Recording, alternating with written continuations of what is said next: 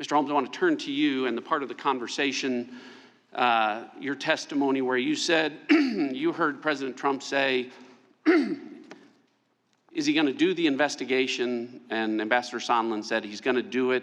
He'll do anything you ask him to. Is that right? Yes, sir. What did President Trump say next?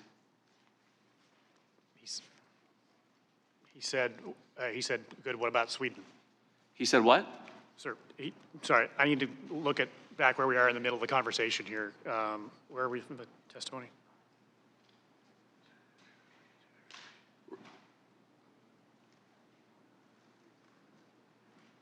Exactly. So then they turned to the Sweden conversation. What did President Trump say next? He said, good, what about Sweden? Good, what about Sweden? Good, what about Sweden? Why isn't that in your statement?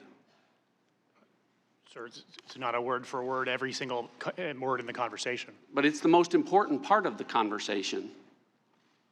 Well, then they turned to Sweden. They turned to the other topic. Respectfully, Mr. Holmes, this impeachment inquiry is based on the call the day before where President Trump, as part of a bribery scheme, as part of an extortion scheme, as part of a quid pro quo, according to the Democrats, demanded investigations in exchange for either military aid or a White House meeting. And the next day, you were witness to President Trump receiving word that the bribery scheme was successful, the extortion scheme was successful. And his response, was, good? What about Sweden? Yes, sir.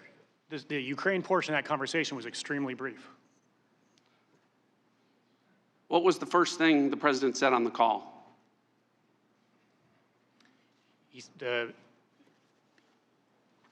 This was clear. You had a clear recollection of this conversation. Yes, sir. Mr. Radcliffe, please allow Mr. Holmes to answer. Yes, sir. Sondland greeted the president. How? He said, he said, hello, Mr. President, I'm in Ukraine, I'm in Kyiv. And the president said, are you in Ukraine? You think he said, I think you're in Ukraine? He said what? He said, are you in Kyiv, Ukraine? What did you hear President Trump say about ASAP Rocky? I did not hear President Trump's side of the conversation about ASAP Rocky. You said, how did we go from the conversation was very loud and his voice was recognizable to, as you say here, when the conversation shifted, I could only hear Ambassador Sondland's side of the conversation. Yes, sir, as I've testified. The initial part of the call, Ambassador Sondland, sort of when the president came on the call, he sort of winced and held the phone away from his ear for the initial portion of the call. And then at some point in the call, he stopped doing that. And I don't know why. I don't know if he turned the volume down. I don't know if the president spoke more quietly. I don't know if he got used to the volume. I don't know what changed. What did change? It's important. This was memorable. I don't know, sir. It was Ambassador Sondland stopped moving the phone away from his ear. That's what it was? Yes. Okay.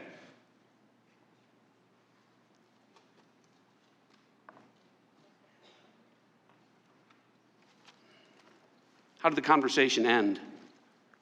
I only heard Ambassador Sondland's side of the conversation, sir. And at the end of the conversation, he was giving the president advice on how to deal with this ASAP Rocky situation. And he said, you know, they should have released him on your word, and you can tell the Kardashians you tried.